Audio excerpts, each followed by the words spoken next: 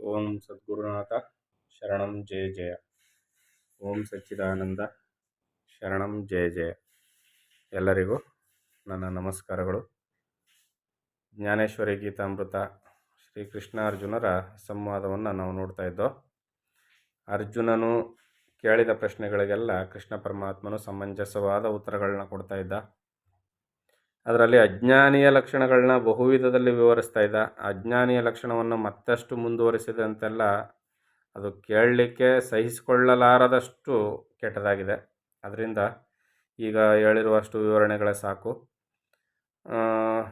ಇನ್ನು ಕೃಷ್ಣ ಪರಮಾತ್ಮನು ಮುಂದುವರೆದು ಹೇಳ್ತಾನೆ, ಹೇ ಅರ್ಜುನ, ನಾನು ಇದುವರೆಗೂ ಹೇಳಿದ ಅಜ್ಞಾನದ ಲಕ್ಷಣಗಳನ್ನು ತೊರೆದು ಜ್ಞಾನದಲ್ಲಿ ದೃಢ ನಿಶ್ಚಯವುಳ್ಳವನಾಗು. ಜ್ಞಾನವು ದೊರೆಯಬೇಕೆಂದು ಮನಸ್ಸಿನಲ್ಲಿ ನಿರ್ಧರಿಸಲು ಆಗಲೇ ಜ್ಞೇಯ ವಸ್ತುವು ಲಭಿಸುವುದು. ಜ್ಞೇಯ ವಸ್ತು ಅಂದರೆ ಆ ಪರತತ್ವ, ಆ ಪರವಸ್ತು ಅಂತ ಏನು ಕರಿತೀವಲ್ಲ, ಅದು ಜ್ಞಾನವು ದೊರೆಯಬೇಕೆಂದು ಮನಸ್ಸಿನಲ್ಲಿ ನಿರ್ಧಾರ ಮಾಡದವಾಗಲೇ ಆ ಜ್ಞೇಯ ವಸ್ತು ಲಭಿಸ್ತದೆ ಎನ್ನಲು ಅರ್ಜುನನು ಶ್ರೀಕೃಷ್ಣನ ವಾಕ್ಯವನ್ನು ನಿರ್ಧಾರ ಮನಸ್ಸಿನಲ್ಲಿ ಧರಿಸಿದನು. ಅಂದರೆ ಕೃಷ್ಣನ ಮಾತನ್ನು ತಾನು ಗಟ್ಟಿ ನಿರ್ಧಾರ ಮಾಡ್ಕೊಂಡಿದ್ನಲ್ಲ, ಆ ಮನಸ್ಸಿನಲ್ಲಿ ಅವನ ಕೃಷ್ಣನ ಮಾತನ್ನು ಧರಿಸ್ಕೊಳ್ತಾನೆ. ಹೌದು, ನಾನು ಜ್ಞಾನವನ್ನು ಸಂಪಾದನೆ ಮಾಡಬೇಕು, ಜ್ಞೇಯ ವಸ್ತುವನ್ನು ನಾನು ಕಾಣಬೇಕು, ಅರಿತುಕೊಳ್ಬೇಕು ಅಂತ. ಆಗ ಸರ್ವಾಂತರ್ಯಾಮಿಯಾದ ದೇವನು ಜ್ಞೇಯದ ಸ್ವರೂಪವನ್ನು ಹೇಳತೊಡಗಿದನು. ಈಗ ಜ್ಞೇಯ ವಸ್ತು ಅಥವಾ ಪರವಸ್ತು ಅಥವಾ ಪರಮಾತ್ಮ ಅಂತ ಏನು ಕರಿತೀವಲ್ಲ, ಅದರ ಸ್ವರೂಪವನ್ನು ಶ್ರೀಕೃಷ್ಣ ಪರಮಾತ್ಮನು ಹೇಳತೊಡಗ್ತಾನೆ. ನೋಡಿ, ಅನನುಭವಿಗಳ ಮಾತು ಒಂಥರ ಇದ್ದರೆ ಅನುಭವಿಯಾದ ಜ್ಞಾನಿಯಾದ ಕೃಷ್ಣನ ಮಾತು ಆ ಜ್ಞೇಯ ವಸ್ತುವಿನನ್ನು ಯಾವ ರೀತಿಯಲ್ಲಿ ವಿವರಣೆ ಕೊಡ್ತದೆ ಅಂತ ನಾವೀಗ ನೋಡ್ತಾ ಹೋಗೋಣ. ಹೇ ಅರ್ಜುನ, ಪರಮಾತ್ಮನನ್ನು ಜನರು ಜ್ಞೇಯವೆನ್ನುವುದಕ್ಕೆ ಕಾರಣವೇನೆಂದರೆ, ಪರಮಾತ್ಮನನ್ನು ಜ್ಞೇಯ ವಸ್ತು ಅಂತ ಕರೀತಾರಲ್ಲ, ಯಾಕೆ ಅಂದರೆ ಅರ್ಜುನ, ಜ್ಞಾನದ ಹೊರತು ಮತ್ತಾವ ಸಾಧನದಿಂದಲೂ ಪರಮಾತ್ಮನನ್ನು ತಿಳಿಯಬರುವುದಿಲ್ಲ. ಪರಮಾತ್ಮನನ್ನು ತಿಳಿಬೇಕಾದ್ರೆ ಯಾವುದೇ ಉಪಕರಣಗಳು, ಸೂಕ್ಷ್ಮದರ್ಶಕ ಆಗ್ಬೋದು, ಅದು ಪಾರದರ್ಶಕ ಅಂತ ಕರೆಸ್ಕೊಂಡಿರೋಂಥ ಯಾವುದೇ ವಸ್ತು ಆಗ್ಬೋದು, ದೂರದರ್ಶಕ ಆಗ್ಬೋದು, ಯಾವುದರಿಂದಲೂ ತಿಳಿಯೋದಕ್ಕೆ ಯಾವ ಸಾಧನದಿಂದಲೂ ಸಾಧ್ಯವಿಲ್ಲ. ಮತ್ತು ಯಾವುದರಿಂದ ತಿಳಿಯೋದು? ಜ್ಞಾನ ಒಂದರಿಂದಲೇ ಪರಮಾತ್ಮನನ್ನು ತಿಳಿಯಲಿಕ್ಕೆ ಸಾಧ್ಯ. ಅದರಿಂದ ಇದನ್ನು ಜ್ಞೇಯ ವಸ್ತು ಅಂತ ಕರೀತಾರೆ. ಈ ಪರತತ್ವದ ಜ್ಞಾನವಾದ ಮೇಲೆ ಮುಮುಕ್ಷುವಿಗೆ ಈ ಲೋಕದಲ್ಲಿ ತಿಳಿಯುವಂತಹುದು ಯಾವುದೂ ಉಳಿಯುವುದಿಲ್ಲ. ಈಗ ನಾವು ಯಾವುದಾವುದೋ ಒಂದೊಂದು ವಿಚಾರವನ್ನು ಸ್ಟಡಿ ಮಾಡ್ತೀವಿ, ಅಧ್ಯಯನ ಮಾಡ್ತೀವಿ, ಅಭ್ಯಾಸ ಮಾಡ್ತೀವಿ, ಎಲ್ಲ ಮಾಡ್ತೀವಿ.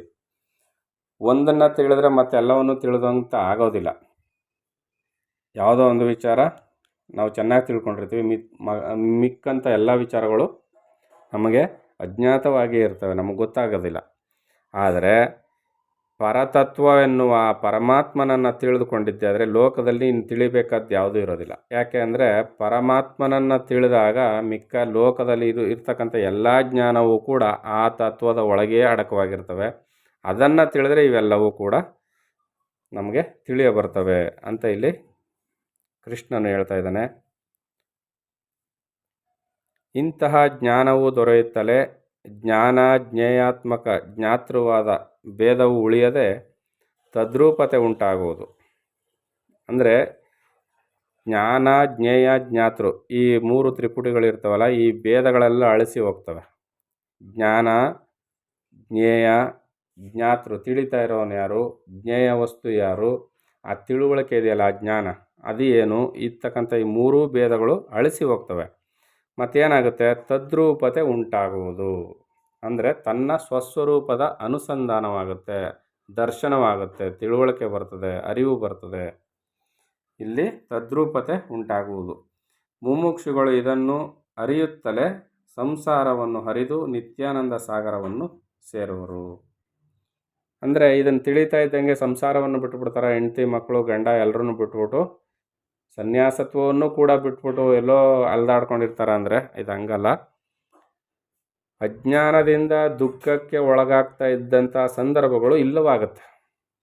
ಏನೇನು ದುಃಖಕ್ಕೆ ಕಾರಣವಾಗಿತ್ತೋ, ಏನೇನು ಈ ಲೋಕದಲ್ಲಿ ಪಡಬಾರದ ಪಾಡಿಗೆ ಕಷ್ಟವನ್ನು ಪಡಿಸ್ತಾ ಇತ್ತೋ ಅಂಥವೆಲ್ಲ ಇಲ್ಲವಾಗ್ತವೆ. ಜ್ಞಾನಿ, ನಿಜವಾದ ಜ್ಞಾನಿ ಸರ್ವಾವಸ್ಥೆಗಳಲ್ಲೂ ಸುಖಿಯಾಗಿರ್ತಾನೆ. ಸರ್ವಕಾಲದಲ್ಲೂ ಸುಖಿಯಾಗಿರ್ತಾನೆ. ಅಂಥ ಒಂದು ಸ್ಥಿತಿ ಈತನಿಗೆ ಉಂಟಾಗುತ್ತೆ. ಯಾರಿಗೆ? ಆ ಜ್ಞೇಯ ವಸ್ತುವನ್ನು ಅರಿತುಕೊಂಡವನಿಗೆ, ಪರಮಾತ್ಮನನ್ನು ಅರಿತುಕೊಂಡವನಿಗೆ. ಇಂತಹ ಜ್ಞೇಯ ವಸ್ತುವೇ ವಿಶ್ವಾಕಾರವಾಗಿ ಕಾಣುವುದರಿಂದ ಅದನ್ನು ಪರಬ್ರಹ್ಮವೆಂದು ಕರೆಯುವರು, ಜ್ಞೇಯ ವಸ್ತುವೆಂದು ಕರೆಯುವರು, ಪರತತ್ವ ಅಂತಲೂ ಕರೀತಾರೆ. ಯಾರಾದರೂ ಪರಬ್ರಹ್ಮವು ಇಲ್ಲವೆಂದರೆ ಅದು ವಿಶ್ವರೂಪದಿಂದ ಕಾಣಿಸುವುದೆಂದೇ ನನ್ನ ಉತ್ತರ. ಪರಮಾತ್ಮ ಇಲ್ಲ, ದೇವರೆಲ್ಲಿದ್ದಾನೆ ತೋರಿಸು, ಪರಮಾತ್ಮ ಇಲ್ಲ, ದೇವರೆಲ್ಲಿದ್ದಾನೆ ತೋರಿಸು ಅಂತಾರೆ. ಅದು ವಿಶ್ವರೂಪದಿಂದ ಬೆಳಗ್ತಾ ಇದೆ. ವಿಶ್ವದ ಜಗತ್ತಿನ ಎಲ್ಲ ವಸ್ತುಗಳಲ್ಲಿಯೂ ಆಯಾಯ ಗುಣಗಳಿಂದ ಅದು ವಿಜೃಂಭಿಸ್ತಾ ಇದೆ. ಗುರುತಿಸೋದಕ್ಕೆ ನಮಗೆ ಶಕ್ತಿ ಸಾಲದೇ ಇದ್ದು ಮಾತ್ರಕ್ಕೆ ಪರಮಾತ್ಮನ ಇರುವಿಕೆಯೇ ಸುಳ್ಳು ಅಂತ ನಾವು ಹೇಳಲಿಕ್ಕೆ ಬರೋದಿಲ್ಲ. ಅದನ್ನೇ ಕೃಷ್ಣ ಇಲ್ಲಿ ಹೇಳ್ತಾರೆ, ಅದು ವಿಶ್ವರೂಪದಿಂದ ವಿಜೃಂಭಿಸ್ತಾ ಇದೆ.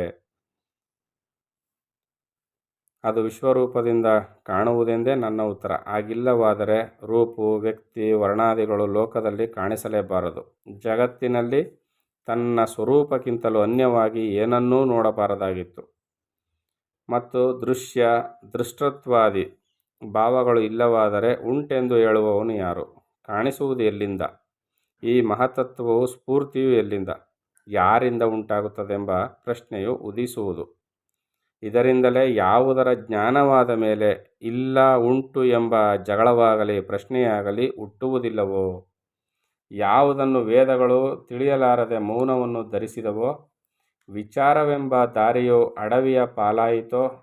ಮಣ್ಣೊಂದೇ ಘಟದಲ್ಲಿ ಘಟದ ಆಕೃತಿಯಾಗಿಯೇ ಇರುವಂತೆ ಪರಮಾತ್ಮನೇ ಜಗತ್ತಿನಲ್ಲಿ ಜಗದಾಕೃತಿಯಾಗಿ ಇರುವುದರಿಂದ ಅದನ್ನು ಜಗದ್ಭರಿತವೆಂದು ಹೇಳುವರು. ನೋಡಿ, ಎಷ್ಟೊಂದು ಒಳ್ಳೆಯ ಮಾತನ್ನು ಹೇಳ್ತಾ ಇದ್ದಾನೆ ಅಂದರೆ, ಇಲ್ಲ ಉಂಟು ಎಂಬ ಜಗಳ ಆಗಲಿ ಪ್ರಶ್ನೆ ಆಗಲಿ ಹುಟ್ಟೋದಿಲ್ಲ. ಯಾಕೆ? ಯಾವುದನ್ನು ವೇದಗಳು ತಿಳಿಯಲಾರದೆ ಮೌನವನ್ನು ಧರಿಸಿದವು. ವೇದಗಳು ಸುಳ್ಳು ಅಂತಾರೆ.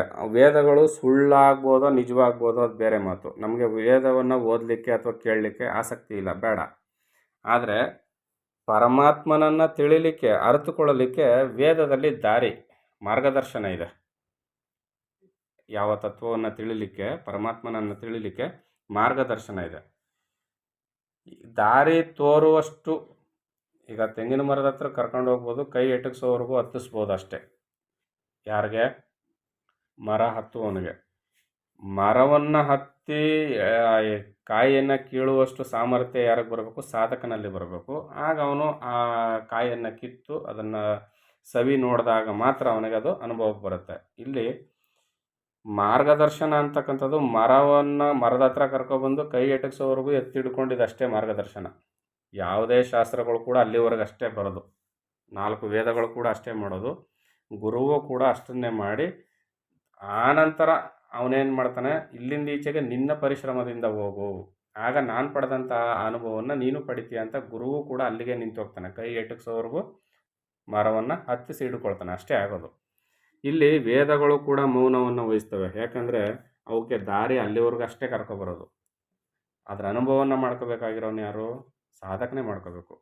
ವಿಚಾರವೆಂಬ ದಾರಿಯು ಅಡವಿಯ ಪಾಲಾಯಿತು. ವಿಚಾರ ಎಲ್ಲಿವರೆಗೂ ಮಾಡೋದು ಅಂದರೆ, ಸದ್ವಸ್ತುವನ್ನು ಆ ಪರವಸ್ತುವನ್ನು ಅರಿತುಕೊಳ್ಳಲಿಕ್ಕೆ ಎಷ್ಟು ದಾರಿವರೆಗಷ್ಟೇ ಅವು ವಿಚಾರ ಮಾಡ್ತವೆ. ಅಲ್ಲಿಂದ ಆಚೆಗೆ ವಿಚಾರ ಅನ್ನುವುದು ಕೂಡ ಅಡವಿ ಪಾಲಾಯಿತು. ಅಲ್ಲಿಂದ ಮುಂದಕ್ಕೆ ಯಾರಿಂದಲೂ ಮಾತಾಡೋಕ್ಕಾಗೋದಿಲ್ಲ. ಯಾಕಂದರೆ ಅದು ಕೇವಲ ಅನುಭವ ವೇದ್ಯವಾದದ್ದು ಪರತತ್ವದ ವಿಚಾರ. ಅಲ್ಲಿ ವಿಚಾರವೂ ಕೂಡ ಅಡವಿ ಪಾಲಾಯಿತು. ಮಣ್ಣೊಂದೇ ಘಟದಲ್ಲಿ ಘಟದ ಆಕೃತಿಯಾಗಿಯೇ ಇರುವಂತೆ.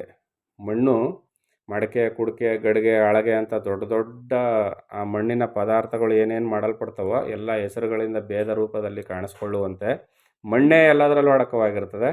ನಾಮರೂಪಗಳು ಬೇರೆ ಬೇರೆಯಾಗಿರುವಂತೆ ಪರಮಾತ್ಮನೇ ಜಗತ್ತಿನಲ್ಲಿ ಜಗದಾಕೃತಿಯಾಗಿ ಇರುವುದರಿಂದ, ಪರಮಾತ್ಮನೊಬ್ಬನೇ ಜಗತ್ತಿನಲ್ಲಿ ಜಗದಾಕೃತಿಯಾಗಿ ಎಲ್ಲದರಲ್ಲಿಯೂ ತುಂಬಿಕೊಂಡಿದ್ದಾನೆ. ಎಲ್ಲ ವಸ್ತುಗಳ ಏನೇನು ವಿಶೇಷತೆ ಇದೆಯೋ, ಆಯಾ ವಸ್ತುಗಳಲ್ಲಿ ಏನೇನು ವಿಶೇಷತೆ ಇದೆಯೋ ಆ ವಿಶೇಷತೆ ಎಲ್ಲವೂ ಪರಮಾತ್ಮನೇ ಆಗಿರ್ತಾನೆ. ನಾವು ಮೇಲೆ ಆಕಾರವನ್ನು ನೋಡಿ ಇದು ಬೇರೆ ಅಂತ ಭೇದವನ್ನು ಅಳಿಸಿ ಹೋಗುವ ಆಕೃತಿಯನ್ನು ನೋಡ್ತಾ ಇರ್ತೀವಿ. ಅದರಲ್ಲಿರ್ತಕ್ಕಂಥ ಆ ವಿಶೇಷ ಗುಣಶಕ್ತಿ ಏನಿರ್ತದಲ್ಲ ಅದು ಪರಮಾತ್ಮನಾಗಿರ್ತಾನೆ. ಅದನ್ನು ನಾವು ಗುರುತಿಸ್ತಾ ಇಲ್ಲ. ಆದರೆ ಪರಮಾತ್ಮನು ಜಗದಾಕೃತಿಯಾಗಿ ಇರುವುದರಿಂದ ಈತನನ್ನು ಜಗದ್ಭರಿತ ಅಂತ ಕರೀತಾರೆ. ಪರಮಾತ್ಮನನ್ನು ಜಗದ್ಭರಿತ ಅಂತ ಈ ಕಾರಣದಿಂದ ಕರೀತಾರೆ ಅಂತ ಕೃಷ್ಣ ಪರಮಾತ್ಮನು ಹೇಳ್ತಾ ಇದ್ದಾನೆ. ಇನ್ನು ಮುಂದಿನ ವಿಚಾರವನ್ನು ಮುಂದಿನ ಆಡಿಯೋದಲ್ಲಿ ನೋಡೋಣ. ಎಲ್ಲರಿಗೂ ಒಳ್ಳೆಯದಾಗಲಿ. ಓಂ ಸದ್ಗುರುನಾಥ ಶರಣಂ ಜಯ ಜಯ. ಓಂ ಸಚ್ಚಿದಾನಂದ ಶರಣಂ ಜಯ ಜಯ. ಹರಿ ಓಂ ತತ್ಸತ್. ಹರಿ ಓಂ ತತ್ಸತ್. ಹರಿ ಓಂ